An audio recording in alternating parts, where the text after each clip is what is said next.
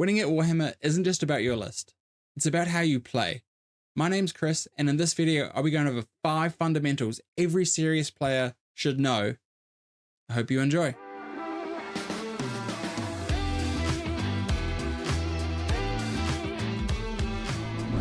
Allowing takebacks.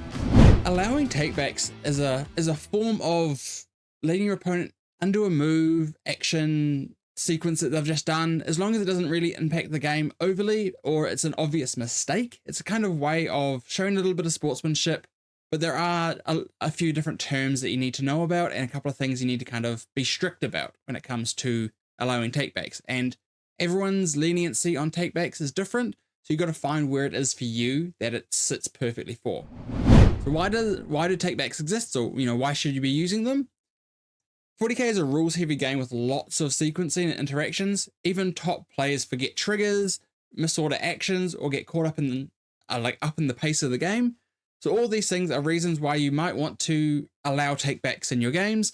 And obviously, it needs to be a two-way street. If you're allowing your opponent to have takebacks, you should have a conversation with them before that and be like, hey, if I'm allowing you to do this, it goes both ways, right? And then kind of making sure that the communication's there and all that kind of stuff. So in practice, what does this mean? The community norms kind of are to an extent, and this is kind of more my community's norms or the circles that I play in. So definitely comment down below if you have any different norms at your local scenes or when you go to tournaments, kind of like the generic rules when it comes to takebacks are. Comment that down below. It'd be really interesting to hear what other people have to say. But for me, it's a small early mistakes, like forgetting to move a unit, forgetting to declare a stratagem before you roll dice. Like, oh, actually, I wanted to add sustained hits to this. Do you mind if I just do that now? We did talk about it. A lot of the time, if you've rolled dice and you see that there's a lot of sixes, you can't really get the take back. But if you've explained before, I'm going to be going to be, I think I'm going to use a stratagem here. Do you mind? It's that kind of thing, that little bit of intent, that little bit of talking as you're going through the motions that can really help with these kind of takebacks. Other ones that can be used are the more big game-changing mistakes, which is, again, they're not really that big, but they're a bit more impactful mistakes, which are like exposing a character that has lone op and then realizing, oh, I'm not actually within lone op range. That sets a tech marine that needs to be within 3 inches of a vehicle to get lone op. Like, hey, he had the movement to get next to this vehicle. Do you mind if I just nudge him over so he's within 3? A lot of the time, most people will allow stuff like that. Or you're rolling a sequence before realizing an error. So you have 2 charges you need to make into 1 unit, and then you realize that, oh, I need to do it in this order so I can't get heroic, but if I did it in the other order, I could get heroic. Stuff like that. Like, hey, do you mind if I just do this in the correct order? Most of the time, people are going to be absolutely cool about it, but definitely have that dialogue while you're setting up your models, while you're going through deployment. It's a great time to be like, hey, how do you want to do about takebacks and all that kind of stuff? It's really important to have those discussions beforehand to make sure that you have clear boundaries. Like, hey, I'll allow takebacks up to when the dice are rolled or whatever it might be. Make sure that it's clear on both sides and that it's a give and take relationship, right? You can't just allow them to do all the takebacks and then you go to do one and they're like, no. It has to be a two-way street. Explaining intent. So intent is something that gets thrown around a lot, and especially at the higher levels of 40k is used very, very predominantly. Like at WTC, at Worlds, all that kind of stuff.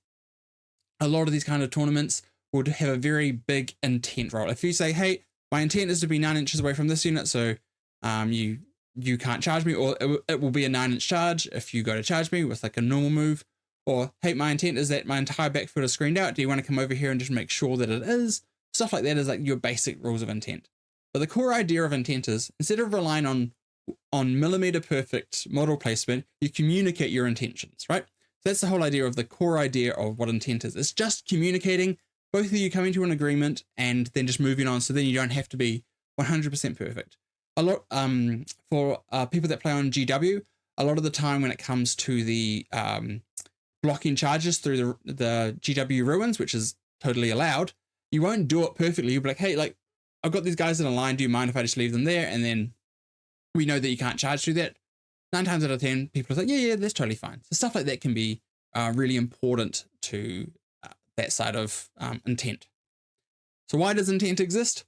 40k has a lot of complexity, and large model counts, perfect precision isn't always practical, and constantly correcting tiny nudges and mistakes will just slow your game down so much. But if you have intent, like, hey, this unit is supposed to be 9 inches away from here, or that it can't be seen through this angle. All this kind of stuff is really important, and that's why you just communicate it. Then if the table gets knocked, if a piece of terrain gets fall over and the model's knocked, you know exactly where they should be because you communicated where you wanted them to be and where you could be and not be seen from. So it's really, really easy. So in practice, playing by intent is a social contract.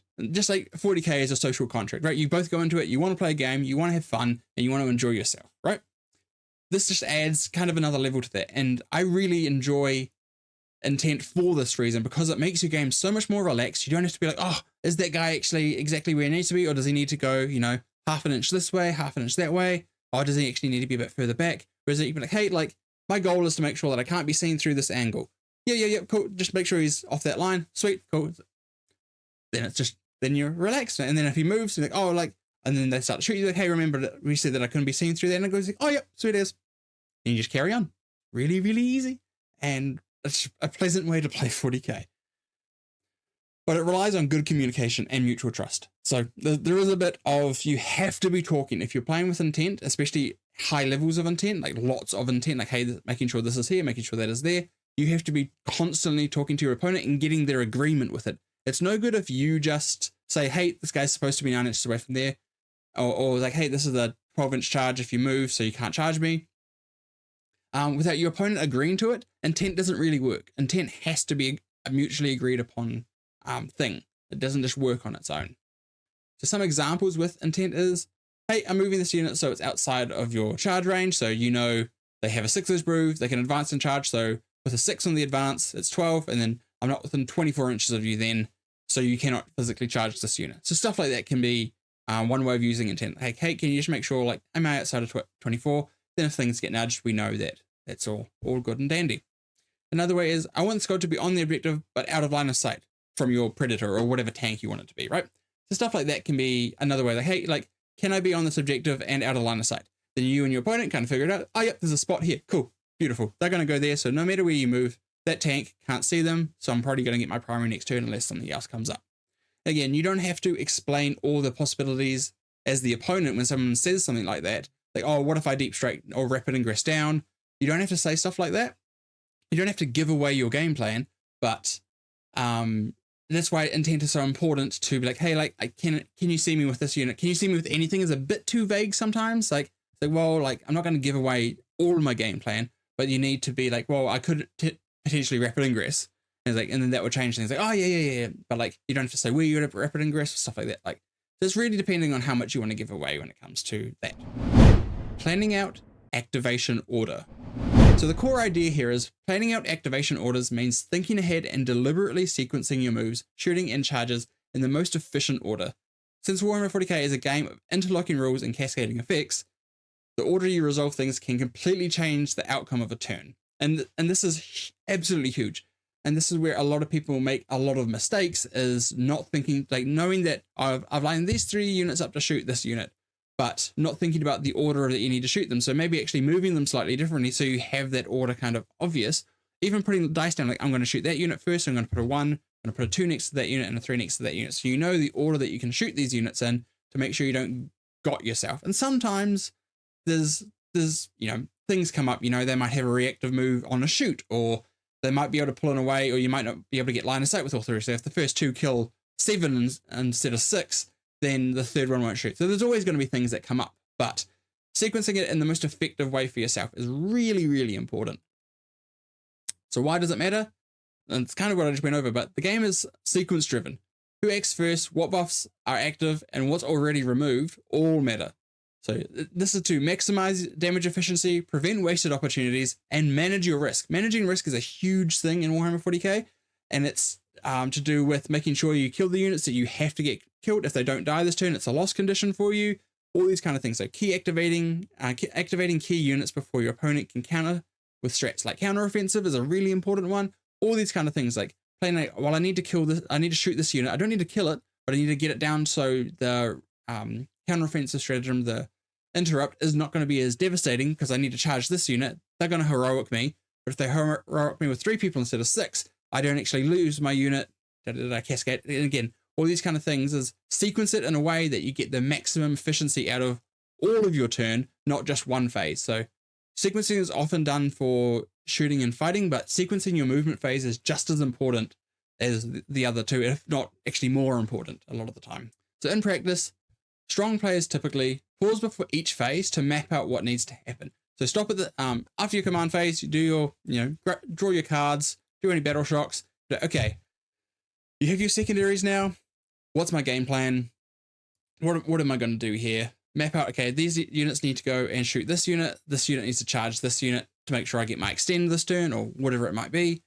So making sure you're sequencing it out and map out at the start of each phase, okay, so these units need to move. Start of the shooting phase, okay, now I've planned it, so this unit's going to shoot here, then this unit, and then that's all I can shoot this turn, and then this unit's going to charge in. So like, just do it step by step, phase by phase, and you'll already see a lot of improvement in your games. And then one really important thing you can do is state your sequencing aloud. I'll shoot here first to soften this unit, then fire my big gun at that target. Again, these are kind of vaguer kind of phrases here, but it's like, hey, I'm going to shoot my fire arrows first before I shoot this. Fire arrows are only going to kill a couple, and as long as I don't kill 5 or more, that means my Riptide's going to be able to shoot in. Stuff like that, instead of doing it the other way, where the Riptide might kill most of the unit, and then the fire arrows won't be able to shoot. So sequencing that and just explaining to your opponents, then if you do start rolling the wrong way, like, oh, do you mind if I just shoot those guys? Like, they're only going to kill 1 or 2. If they kill 5 or more, then we'll take back the Riptide shooting. Are we all good with that? Sweet. Stuff like that can be really important because, again, that's going back to the intent and the take back kind of things, where like, hey, like my intent was to make sure that I could shoot both these units. This unit really is only going to do a couple of damage to it potentially. So do you mind if I do it in this order instead? And then making sure you're factoring in opponents' responses, like interrupts, reactive moves, all this kind of stuff, making sure that you're not going to get got by anything your opponent can do when you're sequencing. Hey, like Imperialis fleet agents of the Imperium have a 4-up invulnerable save and reactive move strat in ones when you get shot, so that gives them a 4-up invulnerable save, and then they get to reactive move. So making sure that, hey, can I shoot these 2 units? Even if you move 6 inches, this guy's going to be able to see at least this one guy. Do you mind if I then shoot this unit first? So then if you do reactive, I can still see at least one guy with this. So making sure you're stating everything aloud, making sure that you're factoring in anything your opponent can do as well to change your sequencing or make it so that your sequencing is ineffective. And then stick to the order that you pick, unless both players agree to adjust for clarity. So like sometimes you'll be like, hey, I'm just going to shoot both my Riptides when I should actually shoot this unit in between because I'm not going to kill you enough, and it'll just speed up the game a little bit. And if both people are fine with that, that's totally just like, it's a nice ease of use kind of thing, but it has to be done with both people's agreement, right? Otherwise, do it the correct way and then just leave it at that. So some examples for this are choosing to shoot with a unit that gives debuffs before firing your big guns. This is kind of like an incursor unit from Space Marines. If they shoot something, everything else that shoots that unit gets +1 to hit, making sure you sequence that in the right way, that you don't shoot the incursors last. And I'm like, oh man, I know I had Oath in them, but having that +1 to hit would have been really, really good as well. And activating melee units in combat in the order that prevents your opponent from interrupting effectively. So making sure that if you have a unit that's going to neuter most of a unit, to use that one first, or fight with a unit that's more susceptible to getting killed from the interrupt, and then saving the more durable units, say like a Deathwing Knight unit that can kind of take a lot of melee fight, and kind of then still clap back. Hey, they lose one model instead of losing an entire squad. So sequencing and stuff like that can be really, really important as well. Staying to your game plan. So staying to your game plan, the core idea for this is your game plan means committing to the overall strategy you set before the game. So before the game begins, you should be like, okay, I know I'm up against AdMech this round. I know they're going to be trying to deny my primary really heavily and secure firing lanes and threaten me with some fairly middle damage charges. So you kind of know that game plan going into it. So what's your game plan? So how do you counter that? It's like, well, I need to make sure I'm securing my own firing line. So if they come out, I need to be securing overwatches. So if they do come and charge me, because their units aren't very tough, that you can overwatch them on the charge phase. So then you're punishing them for even committing those charges and locking down your side of things. So making sure your overall strategy stays true. So part of this is, so your overall strategy before the game begins, how you'll score, how you'll trade, and how you'll win instead of getting distracted by flashy plays.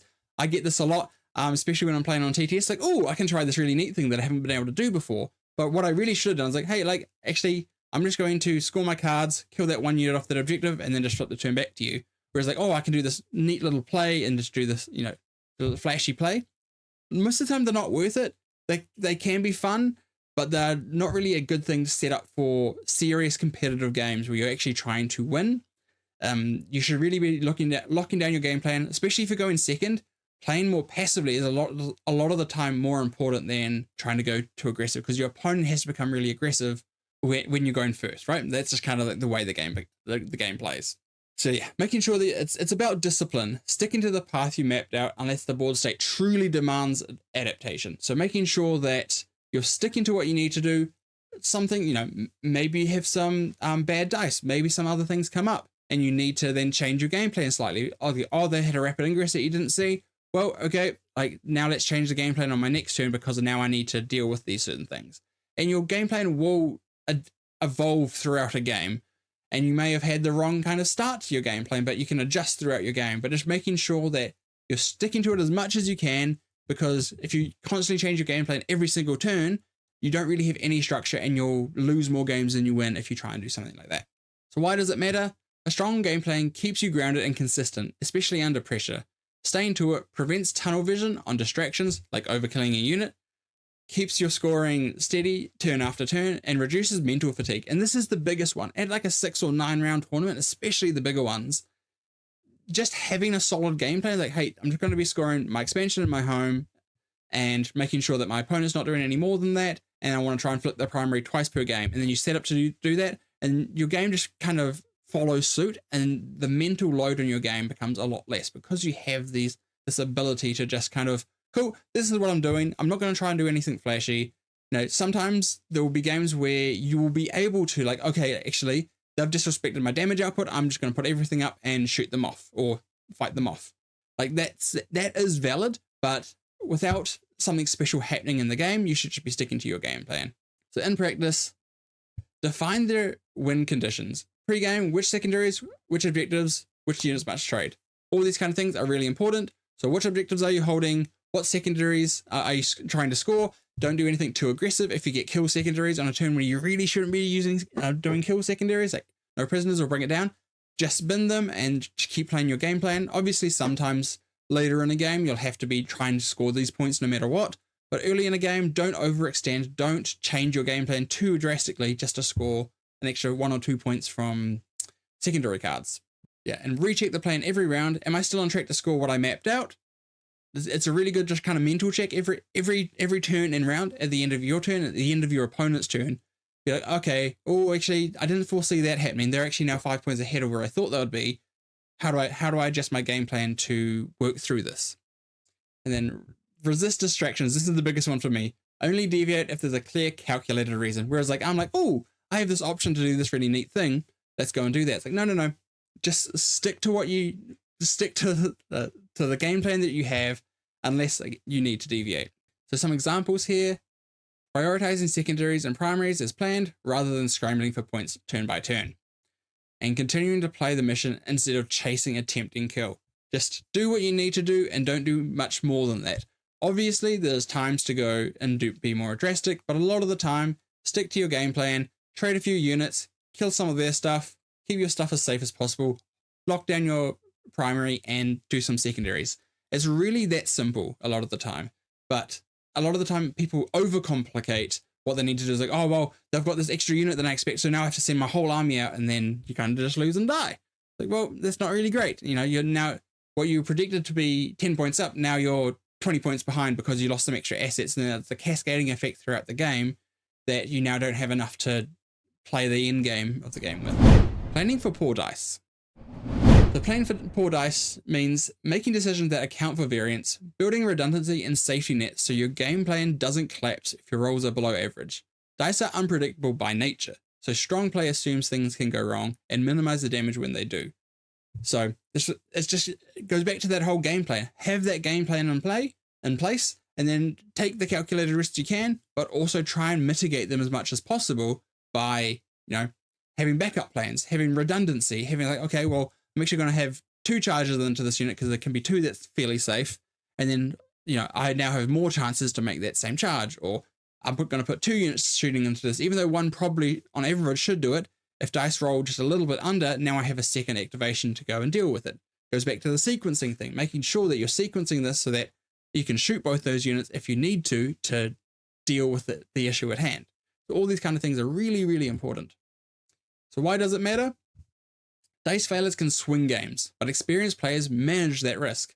Planning for poor dice ensures consistency. You still achieve objectives when the variant strikes. This could be adding an extra unit to an objective, throwing another unit out to shoot that unit, all these kind of things, or preemptively using a defensive stratagem just to make sure your unit survives, where even though they should probably survive anyway, it just gives you an extra layer, like using that armor of contempt to be like, hey, I probably don't need this, but they're not actually hurting me anywhere else, so let's just use it, try and keep an extra asset alive, or even more alive than it was going to be, to make sure I can hold this primary or do what I need to do on my next turn to lock in your game plan.